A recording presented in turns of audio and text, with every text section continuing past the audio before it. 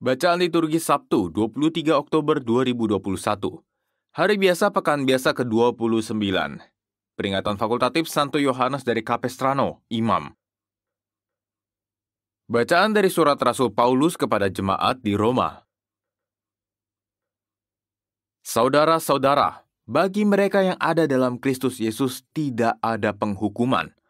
Roh yang memberi hidup telah memerdekakan kalian dalam Kristus dari hukum dosa dan hukum maut. Sebab apa yang tidak mungkin dilakukan hukum Taurat yang tidak berdaya karena daging telah dilakukan oleh Allah. Dengan jalan mengutus anaknya sendiri dalam daging yang serupa dengan daging yang dikuasai dosa, Allah telah menjatuhkan hukuman atas dosa di dalam daging, agar tuntutan hukum Taurat digenapi dalam diri kita. Sebab kita tidak hidup menurut daging, melainkan menurut roh. Sebab mereka yang hidup menurut daging memikirkan hal-hal yang dari daging, tetapi mereka yang hidup menurut roh memikirkan hal-hal yang dari roh. Keinginan daging ialah maut, tetapi keinginan roh ialah hidup dan damai sejahtera. Sebab keinginan daging itu bermusuhan dengan Allah, karena ia tidak takluk kepada hukum Allah. Hal ini memang tidak mungkin baginya. Mereka yang hidup dalam daging tidak mungkin berkenan di hati Allah. Tetapi kalian tidak hidup dalam daging, melainkan dalam roh, kalau roh Allah memang tinggal dalam dirimu. Tetapi jika orang tidak memiliki roh Kristus, maka ia bukanlah milik Kristus. Tetapi kalau Kristus ada di dalam dirimu, maka tubuh memang mati karena dosa, tetapi roh adalah hidup karena kebenaran.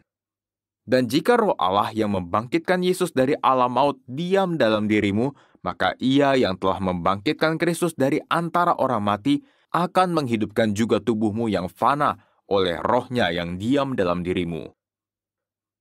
Demikianlah sabda Tuhan, syukur kepada Allah.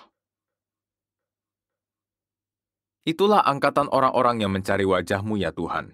Itulah angkatan orang-orang yang mencari wajah-Mu ya Tuhan. Milik Tuhanlah bumi dan segala isinya, jagat dan semua yang diam di dalamnya. Sebab dialah yang mendasarkan bumi di atas lautan dan menegakkannya di atas sungai-sungai. Itulah angkatan orang-orang yang mencari wajah-Mu ya Tuhan. Siapakah yang boleh naik ke gunung Tuhan? Siapakah yang boleh berdiri di tempatnya yang kudus?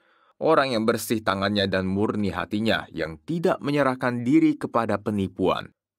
Itulah angkatan orang-orang yang mencari wajah-Mu ya Tuhan. Dialah yang akan menerima berkat dari Tuhan dan keadilan dari Allah penyelamatnya. Itulah angkatan orang-orang yang mencari Tuhan, yang mencari wajah-Mu, ya Allah Yakub. Itulah angkatan orang-orang yang mencari wajah-Mu, ya Tuhan. Haleluya, haleluya. Tuhan telah berfirman, Aku tidak berkenan kepada kematian orang fasik, melainkan kepada pertobatannya supaya ia hidup. Haleluya. Inilah Injil suci menurut Lukas, dimuliakanlah Tuhan. Pada waktu itu beberapa orang datang kepada Yesus dan membawa kabar tentang orang-orang Galilea yang dibunuh Pilatus, sehingga darah mereka tercampur dengan darah kurban yang mereka persembahkan. Berkatalah Yesus kepada mereka, Sangkamu orang-orang Galilea ini lebih besar dosanya daripada semua orang Galilea yang lain, karena mereka mengalami nasib itu? Tidak. Kataku kepadamu, tetapi jikalau kalian tidak bertobat, kalian semua pun akan binasa dengan cara demikian.